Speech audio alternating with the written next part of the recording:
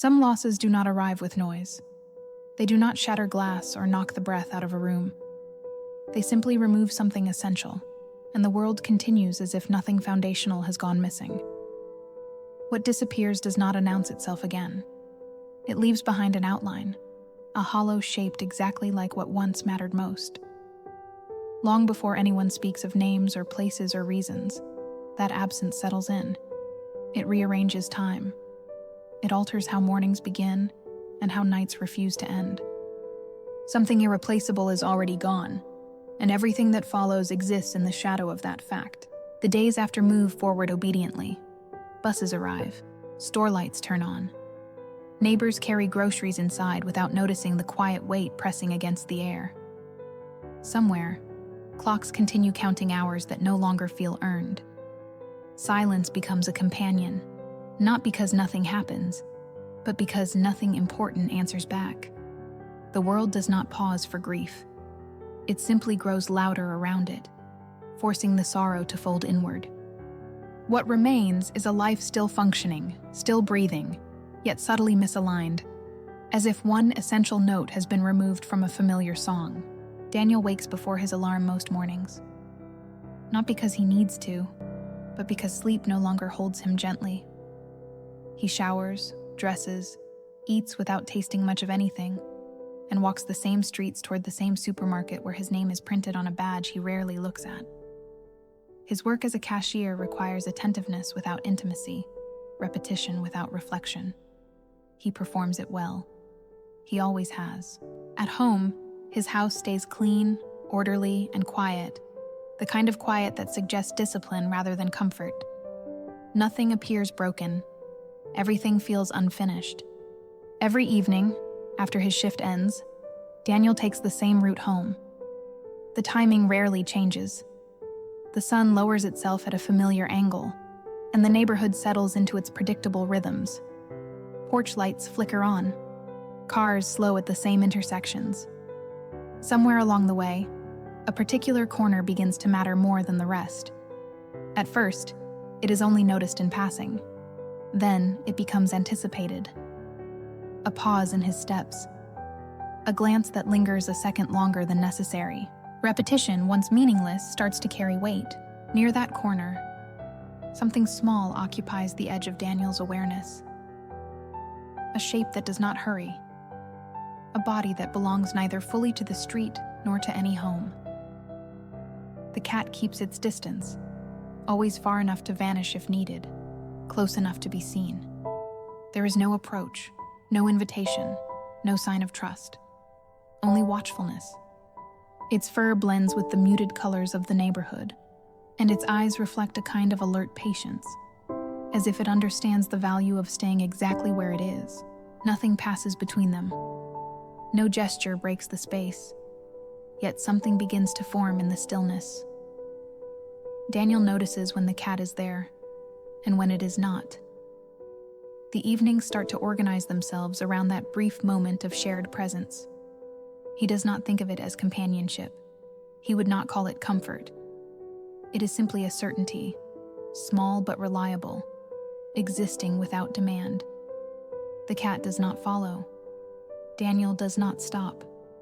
But the waiting, on both sides, begins to matter.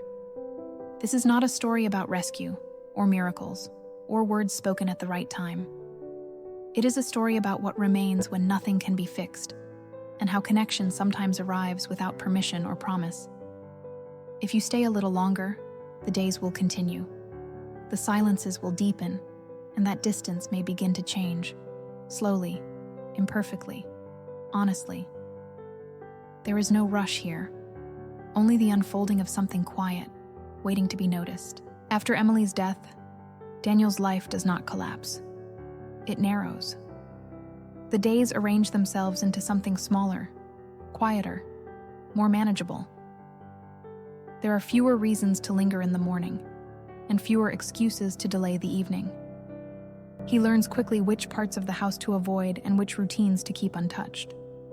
Survival, he discovers, does not require hope. It only requires motion.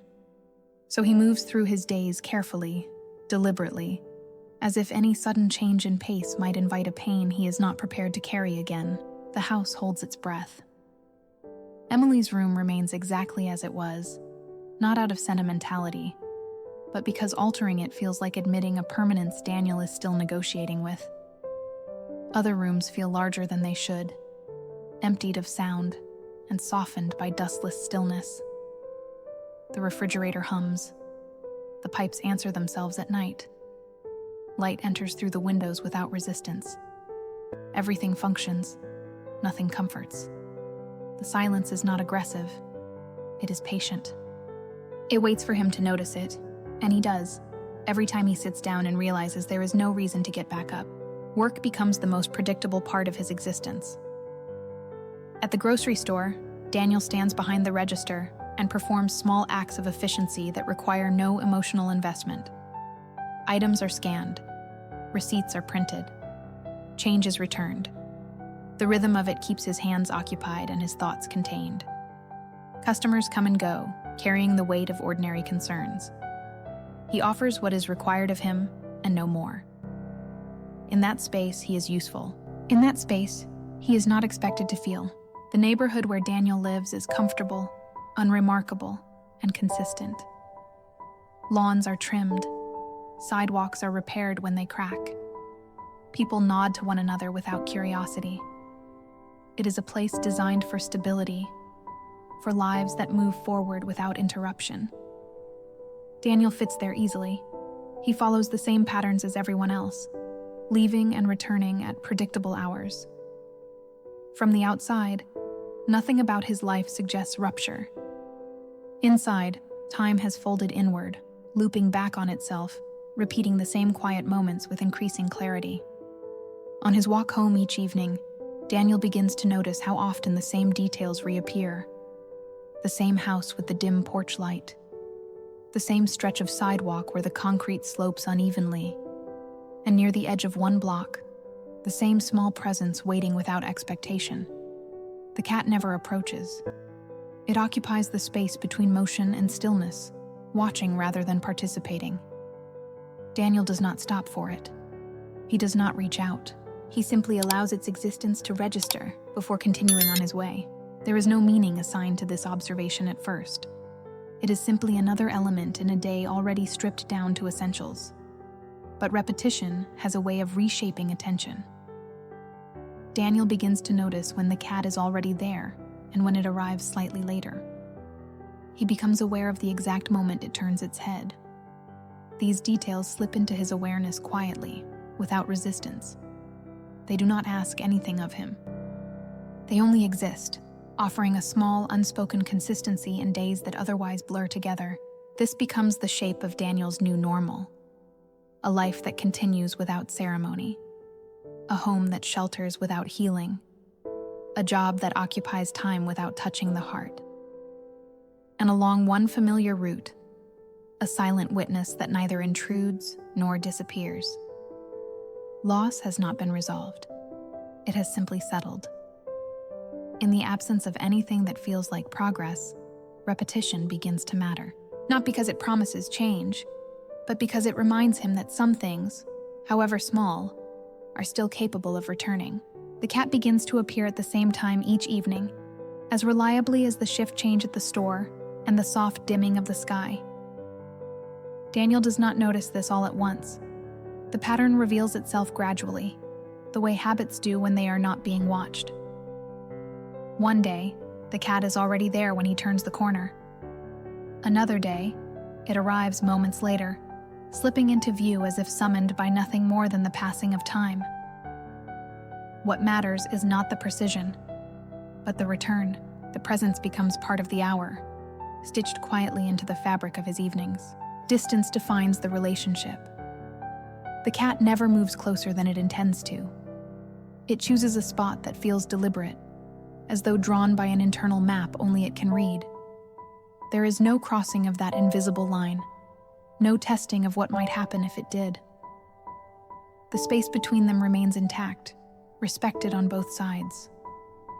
Daniel senses this boundary without understanding it, and he honors it instinctively. He does not slow his steps to invite attention, nor does he hurry past. He allows the distance to exist as something mutual, something agreed upon without consent. Over time, Daniel's body begins to adjust before his thoughts do.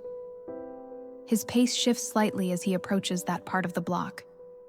His eyes lift sooner. His shoulders settle.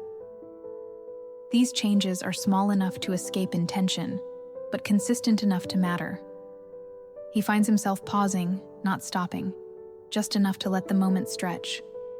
Watching becomes part of the walk. Waiting becomes part of the watching. Nothing is exchanged, yet something accumulates. The evenings feel incomplete on the rare occasions when timing misaligns and the street remains empty. The cat watches too.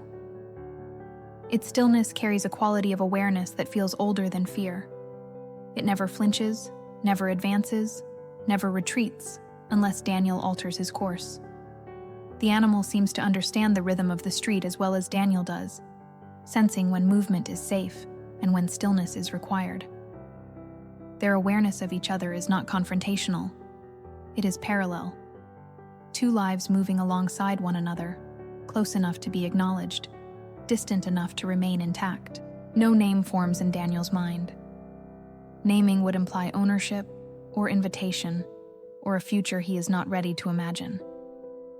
The cat remains undefined, and in that undefined state, it feels safer. It exists without history, without expectation. Daniel does not wonder where it came from or where it goes afterward.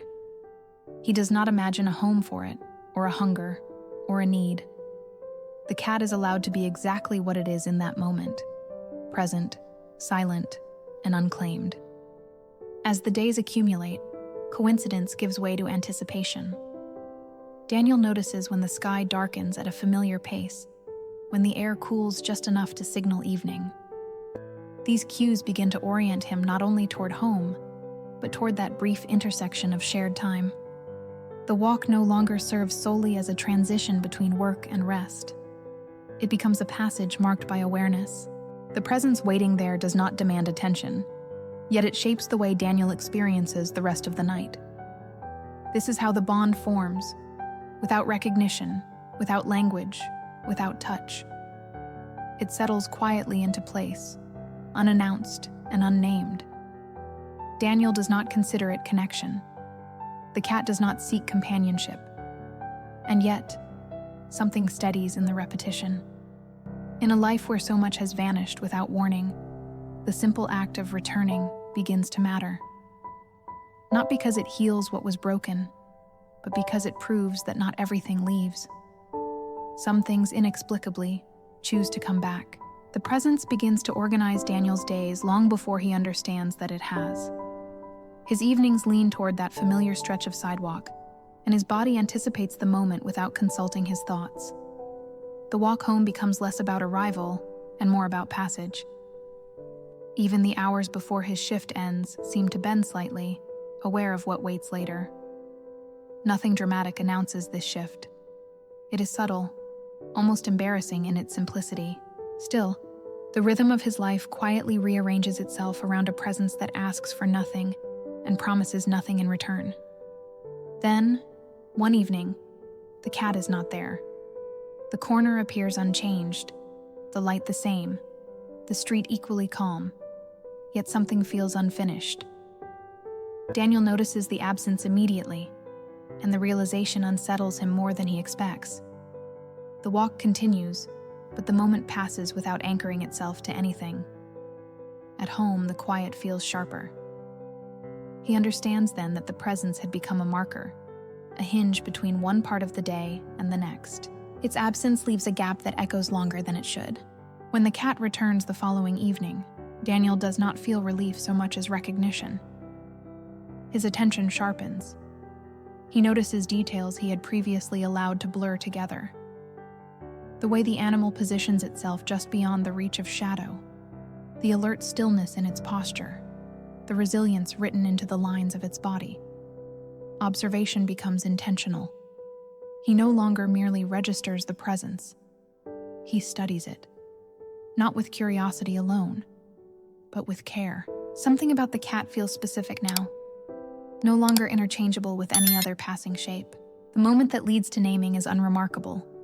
There is no revelation, no surge of emotion, no conscious decision. It arrives quietly, carried on a thought that surfaces and settles without resistance.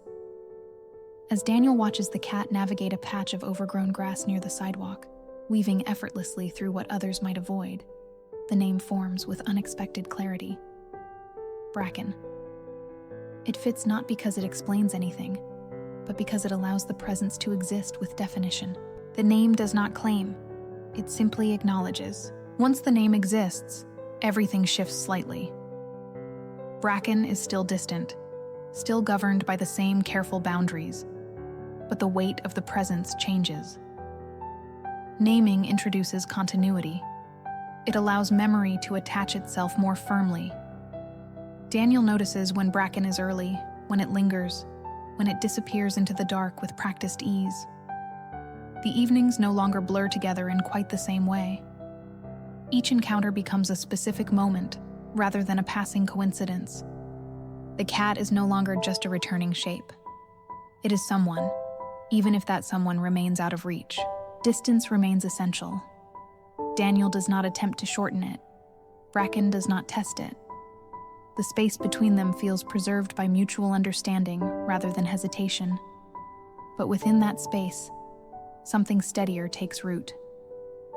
Daniel's awareness grows more patient, more attuned. He does not imagine a future for the cat. He does not wonder where this leads. He simply allows the name to exist alongside the presence, giving it shape without imposing direction. This is the first turning point. Though Daniel would never call it that, nothing in his life changes outwardly. The house is still quiet. The workdays still repeat. The grief remains intact. Yet something has crossed an invisible threshold. Bracken now exists not only in the evening light, but in Daniel's internal landscape. The presence has become defined without being possessed, acknowledged without being altered, and in that quiet act of naming, Daniel takes his first step toward connection, not away from loss, but alongside it. Change does not announce itself when it enters Daniel's life again. It arrives indirectly, carried by shorter days, colder air, and a new rigidity in his work schedule. Evening light fades faster now, slipping away before his shift ends. The familiar walk home begins in near darkness, and the street feels altered, even though nothing visible has moved. The neighborhood adapts to the season without effort, but Daniel feels the subtle strain of adjustment. The hour that once held something steady now feels uncertain, stretched thin by forces outside his control. The routine between Daniel and Bracken begins to fracture at its edges. Some evenings, the cat arrives later. On others, it does not appear at all. The corner remains quiet, unchanged in every visible way, yet no longer dependable. Daniel notices how often he slows now, how his attention searches instinctively before reason intervenes. The repetition that once grounded him begins to slip, and with it, the sense of continuity he had not realized he depended on. What was once incidental has become fragile. The risk of disappearance grows without explanation. Daniel becomes aware of how easily Bracken could vanish, rerouted by construction, driven away by colder nights, absorbed into some unseen shift in the neighborhood's rhythms. Nothing dramatic needs to happen. The street could simply fail to produce the familiar shape one evening and never correct itself. This possibility settles into Daniel's awareness quietly, but it does not leave. It lingers, reshaping the way he experiences each encounter, each absence, each return. With that awareness comes fear, sharp and unwelcome. Daniel recognizes it not as concern for the cat's safety, but as something closer to anticipation of loss. The sensation is immediate and unmistakable, and it unsettles him more than grief ever did. Grief had followed an event. This fear precedes one. It asks him to imagine the quiet corner remaining empty indefinitely, and his body reacts before his mind can object. He understands then how quickly attachment has formed, how deeply the presence has rooted itself without permission. The parallel to Emily arrives without ceremony. Daniel does not consciously draw the comparison, but his body remembers the feeling too well. The slow unraveling of expectation. The way absence begins as a possibility before becoming a certainty. The helplessness of watching something recede without knowing how to stop it. He feels the old instinct rise, the desire to hold, to fix, to intervene before it is too late. And with it comes the knowledge that such instincts once failed him completely. Still, Daniel makes no decision. He does not change his route or his pace. He does not reach for Bracken or attempt to shorten the distance that has always defined their connection. He allows the tension to exist, contained but unresolved. The fear remains unspoken, unacted upon, hovering just beneath the surface of his daze. He understands that crossing a certain line now would change everything, and he is not yet prepared to accept what that change might cost. So the evenings continue in this suspended state. Some nights offer presence. Others offer only the echo of expectation. The uncertainty sharpens Daniel's awareness, infusing each moment with a quiet urgency he does not acknowledge aloud. Loss has not occurred, but its shadow has returned, stretching across the same familiar ground. And beneath the ordinary motion of his life, tension gathers, not explosive, not visible, but persistent, waiting for the moment when avoidance will no longer be possible. The moment that forces Daniel's hand does not feel heroic. It arrives on an ordinary evening made harsh by circumstance. The cold has sharpened, settling into the streets with a patience that suggests it intends to stay. Daniel notices it first in his hands, then in his breath, and finally in the way Bracken's body holds itself closer to the ground. The cat is there, but altered. Less still, more alert, as if the balance that once sustained it has begun to fail. Daniel understands, with quiet certainty, that this night is different from the others. He does not think in terms of rescue. The thought never frames itself that way. What rises instead is a simple recognition. Leaving things unchanged now would be a choice in itself. The awareness settles slowly, heavy but clear. Daniel stands longer than usual, allowing the moment to define itself. Bracken does not approach. The distance remains intact, as if waiting to see whether it will finally be respected or broken. Daniel feels the familiar hesitation tighten in his chest, followed by something steadier, a resolve shaped not by urgency, but by care. Bringing Bracken inside is not dramatic. There is no struggle, no sudden trust, no transformation. It unfolds cautiously, with pauses and recalibration. Daniel moves at the cat's pace, attentive to every signal, every shift in posture. The boundary that once existed on the sidewalk migrates indoors, re-establishing itself in a new place. Bracken does not explore freely. It does not relax. It simply exists, alert and contained, as if testing the idea of shelter rather than accepting it. The house responds quietly. There is no immediate warmth, no sense of completion. Instead, space adjusts. Sounds change. The air holds a different weight. Daniel becomes aware of how much of the house had been shaped by absence, how easily emptiness had defined its purpose. Now, movement returns, careful, deliberate, restrained. Bracken chooses corners, remains close to exits, memorizes pathways. Daniel observes without interfering, resisting the urge to soften the transition with reassurance he does not know how to give. Respect governs every decision. Daniel does not impose affection or expectation.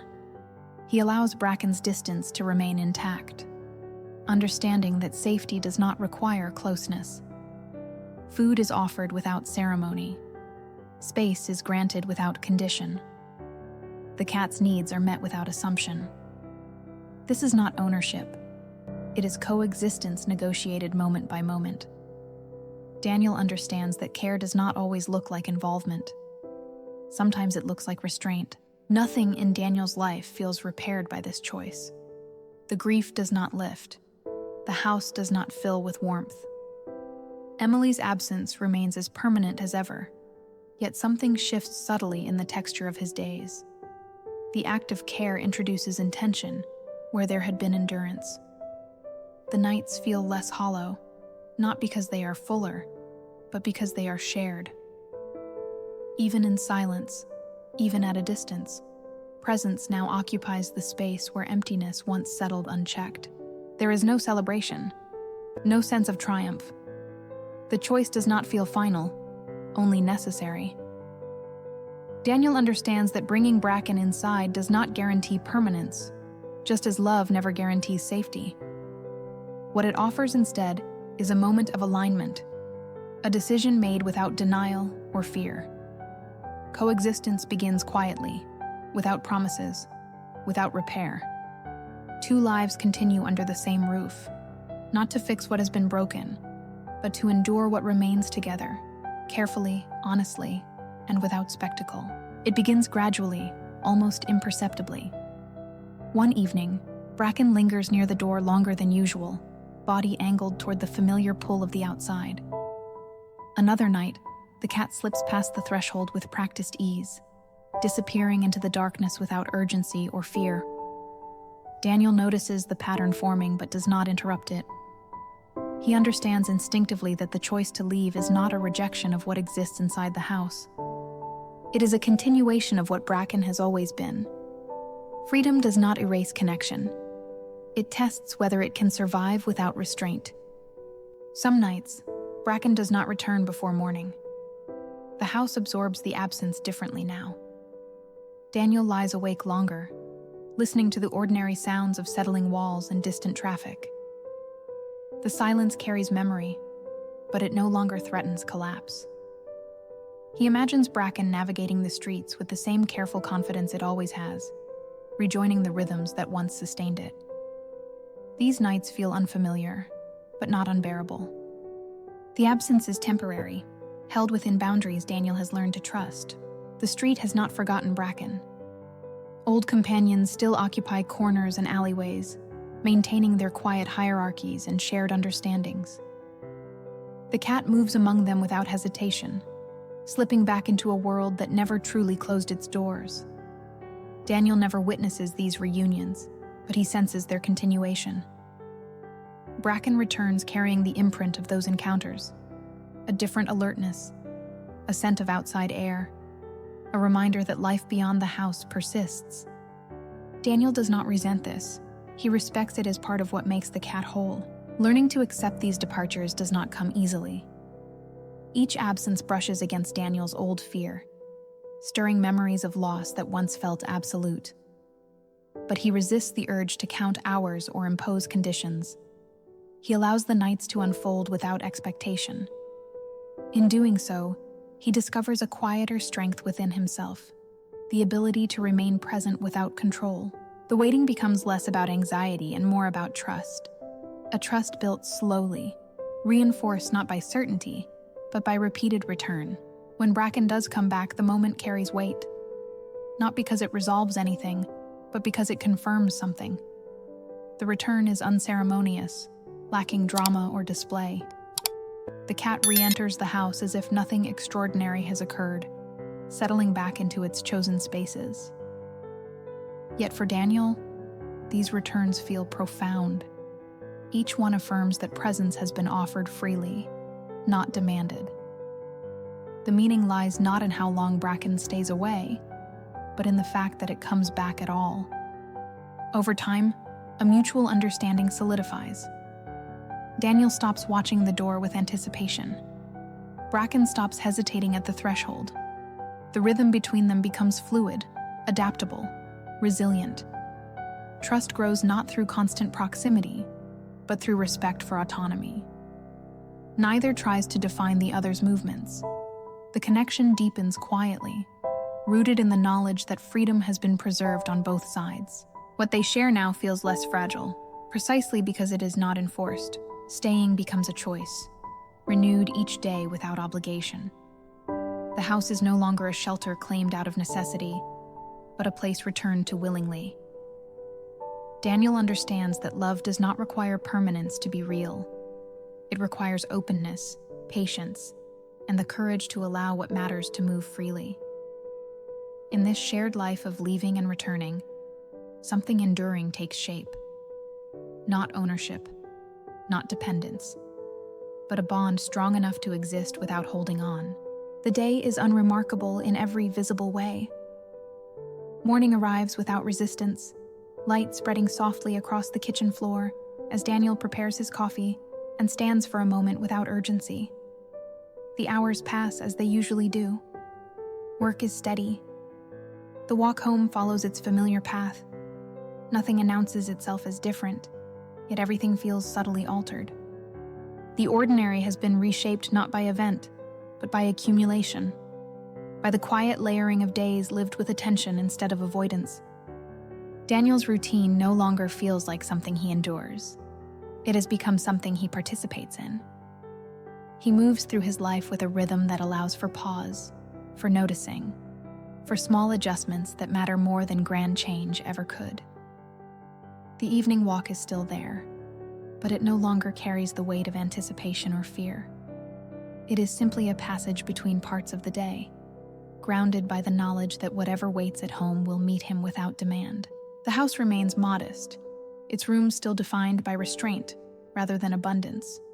It is not full, it never will be, but it is inhabited now in a way that feels intentional. Objects remain where they have always been, yet they share space with movement, with breath, with the quiet certainty that life is unfolding within these walls. The silence has not vanished. It has softened. It no longer presses inward. It makes room. Bracken moves freely between inside and out, a presence shaped by choice rather than necessity. Some days the cat stays close, settling into patches of light or shadow, as if measuring time by warmth alone. Other days, Bracken leaves early and returns late, carrying the outside world lightly, without apology. Daniel no longer watches these movements for meaning. He understands them now as expressions of trust, not acts to be interpreted, but realities to be respected. Emily remains present in ways that do not intrude. Her memory has found a place that does not demand constant attention, yet never fades entirely. Daniel thinks of her in quiet moments, not with the sharpness that once overtook him, but with a steadier ache that acknowledges love without reopening the wound. Her absence still exists. It always will. But it no longer defines the boundaries of his days. It exists alongside what remains. The bond Daniel shares with Bracken does not fill the space Emily left behind. It does not attempt to. It accompanies him instead, walking parallel to his grief without challenging its truth. The connection offers no resolution, no substitution, no illusion of completion. What it offers is continuity, the understanding that love can exist in multiple forms, that care does not require replacement, and that companionship can grow without erasing what came before. This is how the story continues, not toward an ending, but forward into presence. Ordinary days, lived with quiet intention. A life shaped not by what was taken, but by what chose to remain. If you stay a little longer, there are other evenings, other corners, other quiet bonds waiting to be noticed.